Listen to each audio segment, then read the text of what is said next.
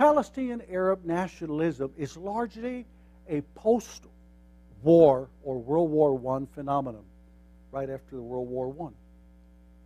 Let's read another quotation, because we're establishing a precedent here as to who does Israel belong to, Jews or Palestinians, or a dual state.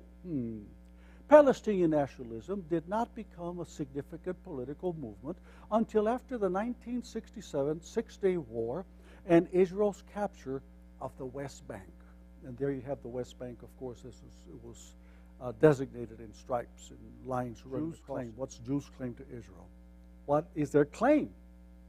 A common misperception is that all the Jews were forced into diaspora by the Romans after the destruction of the Second Temple in Jerusalem in 70 of this common era. The misperception says that 1,800 years later, suddenly these Jews are returning to Palestine, demanding their country back. That's the misconception. That the Roman Empire pushed them all out, and 1,800 years later, here they're saying, we want our land back. In reality, the Jewish people have maintained ties to their historic homeland for more than 3,700 years, period. This is in reality. The Jews have never lost their roots to their homeland, the possession of Israel, not Palestina, but not Palestine. The Jewish claim, or the Jewish people base their claim to the land of Israel on at least 4 premises. At least 4 premises. This is the Jewish people claiming, not the Arabs. Let's look at what I have. I have them delineated there. Number 1, the Jewish people settled and developed the land. That we know, and that's the way it's always been. That's the way it is today, especially. Number 2, the international community granted political sovereignty in Palestine to the Jewish people. Number 3, the territory was captured in defensive wars, as we know them to have been, the Yom Kippur War, the Six-Day War, and so forth. And number 4, God promised the land to Father Abraham. Those are the 4 premises. Even after the destruction of the Second Temple, all right, which would be by the Roman Empire, by the Roman rule, in Jerusalem that was. And then beginning the exile, Jewish life in the land of Israel continued and has flourished since then. Large communities were established and reestablished in Jerusalem and in Tiberias by the 9th century of this common era. So in the 11th century, which would be around the 1200s of our common era, Jewish communities grew in Rafah, Gaza, Ashkelon, Jaffa. I said Rafah earlier, now I say Jaffa, and Caesarea. Jewish communities grew. Looking at the precedents of history, look at the slide.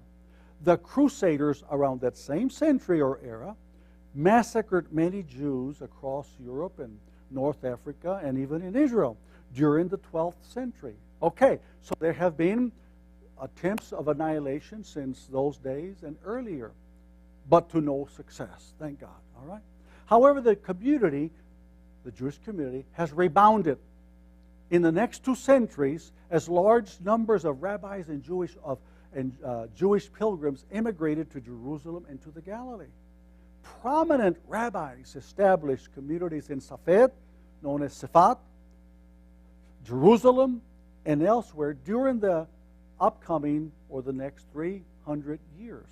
So, what are we saying? Jews have always been there, they are there, and they'll be there forever. That's just God's way. By the early 1800s, it's drawing closer to where we're at today. Years before the birth of modern Zionist movement, more than 10,000 Jews lived throughout all of what is today known as Israel. So there you have it again. Israel has not been absent or void of her children. Her children, the Jews, have always been there. All right.